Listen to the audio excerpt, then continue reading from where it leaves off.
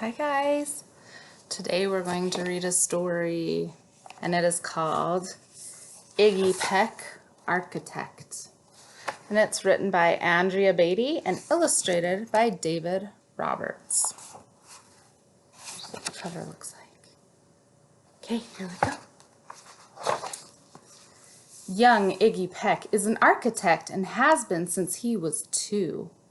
When he built a great tower in only an hour with nothing but diapers and glue. "Good gracious, Ignatius," his mother exclaimed, "that's the coolest thing I've ever seen." But her smile faded fast as a light wind blew past, and she realized those diapers weren't clean.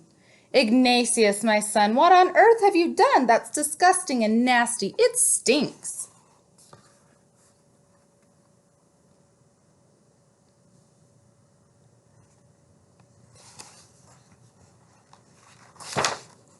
But Iggy was gone. He was out on the lawn, using dirt clods to build a great sphinx.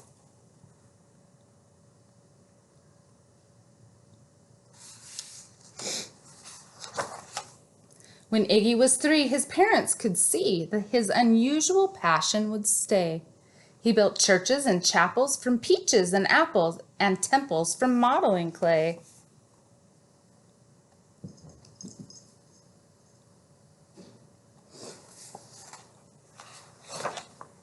At dinner one night, to his father's delight, Iggy got a bright gleam in his eye, and out on the porch built the St. Louis Arch from pancakes and coconut pie.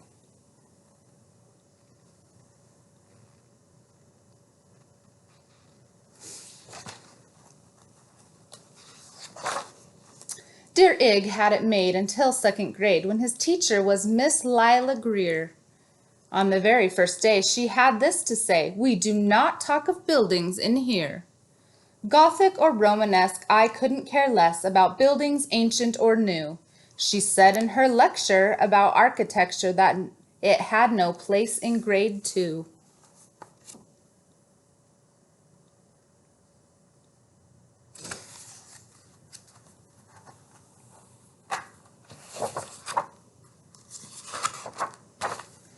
That might seem severe, but she was sincere, for when she was no more than 7, she'd had a great fright at a dizzying height in a building so tall it scraped heaven. On an architect's tour of the 95th floor, young Lila got lost from the group.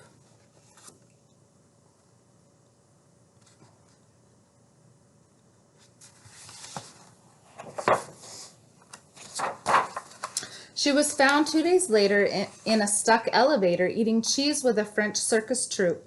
After that day, it's quite safe to say she thought all building lovers were nuts. As a teacher, she taught that above all, one ought to avoid them. No ifs, ands, or buts.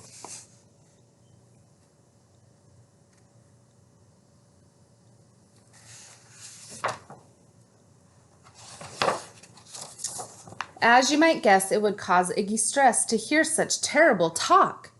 But he didn't hear. He sat in the rear while building a castle of chalk. "You, Iggy Peck, your desk is a wreck. Tear down that castle right now. You will not build in here. Is that perfectly clear? Do you need to see Principal Howell?"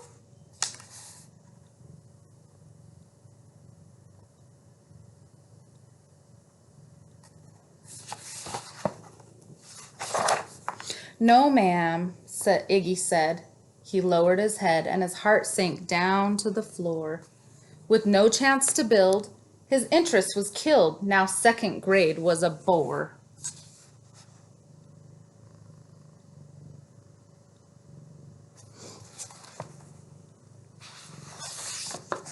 After 12 long days that passed in a haze of reading, writing, and arithmetic, Miss Greer took the class to Blue River Pass for a hike and an old-fashioned picnic.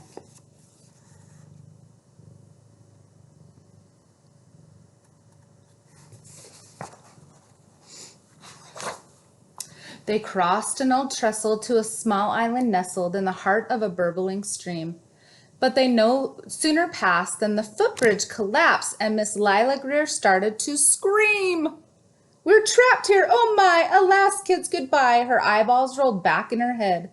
She dropped to the ground with a vague groaning sound, luckily fainted, not dead. Who do you think's gonna save the day?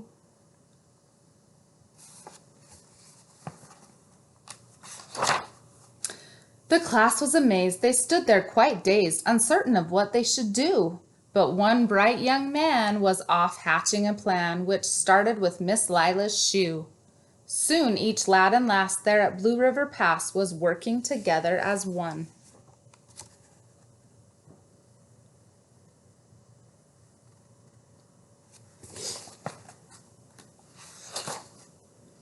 And when she came to, Miss Lila Greer knew that something quite brave had been done. She looked in the air and saw hanging there a structure with cables and braces, and on the far side, beaming with pride, were 17 smiling young faces. Boots, tree roots, and strings, fruit roll-ups and things, some of which one should not mention, were stretched ridge to ridge in a glorious bridge, dangling from shoestring suspension.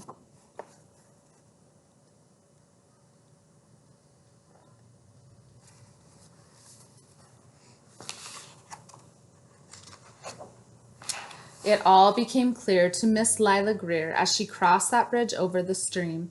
There are worse things to do when you're in grade 2 than to spend your time building a dream.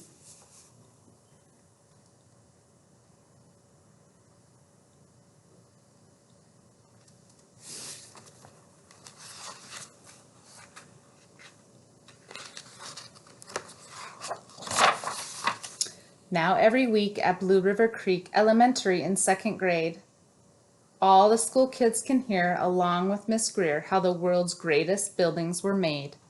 The weekly guest speaker in t-shirt and sneakers talks of buildings from Rome to Quebec. Of course, he's the guy who builds towers from pie, that brilliant young man, Iggy Peck.